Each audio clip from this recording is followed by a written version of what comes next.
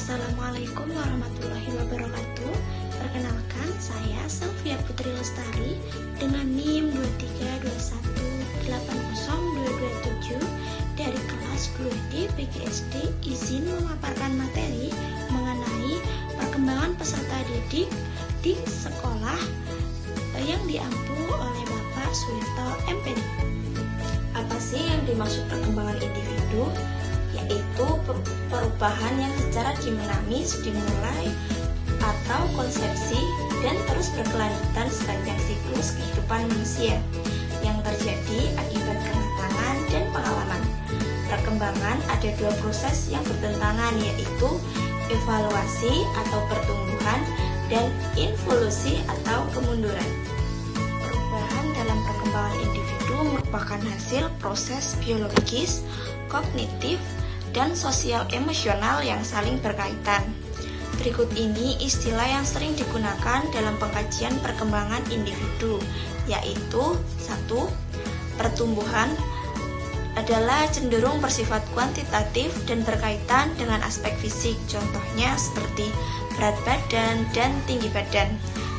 Yang kedua, perkembangan yang cenderung bersifat kualitatif berkaitan dengan kepatangan fisik organ individu, contohnya bertambahnya kemampuan dalam struktur dan fungsi tubuh yang lebih kompleks dalam pola yang teratur.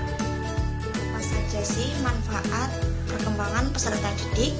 Bagi peserta didik memiliki pengetahuan tentang konsep-konsep perkembangan peserta didik sebagai individu maupun makhluk sosial dalam menjalani tahapan perkembangan dari prenatal hingga lanjut usia.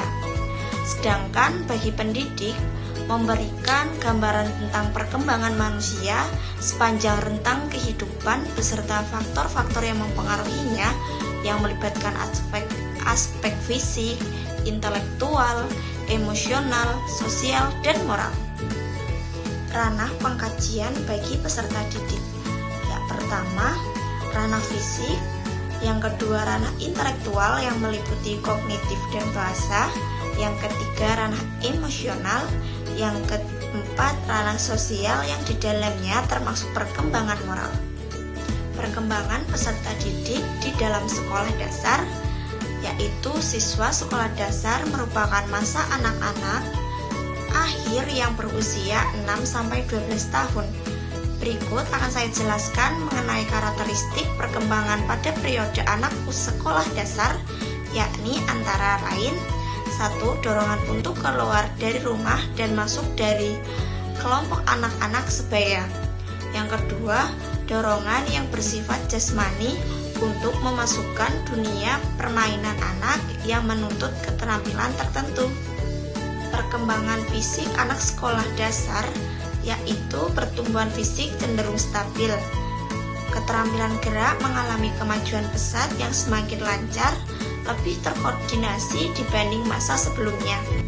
Gerak dasar merupakan gerak yang dilakukan anak, dan anak laki-laki akan lebih unggul daripada anak perempuan dalam melakukan aktivitas yang melibatkan otot besar. Perkembangan kognitif anak sekolah dasar. Menurut Piaget, anak sekolah dasar termasuk pada masa operasional konkret.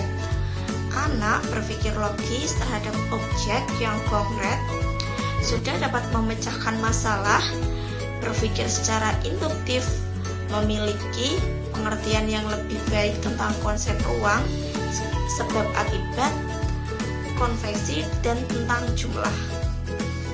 Perkembangan bahasa anak di kelas seperti merespon pertanyaan-pertanyaan orang dewasa dengan jawaban yang lebih sederhana dan pendek.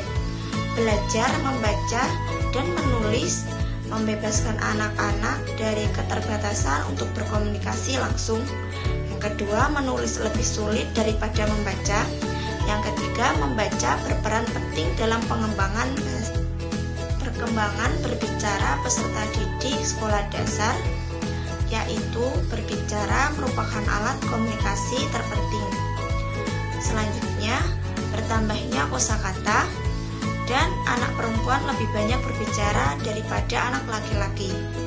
Untuk belajar bagaimana berbicara dengan baik, kepada orang lain.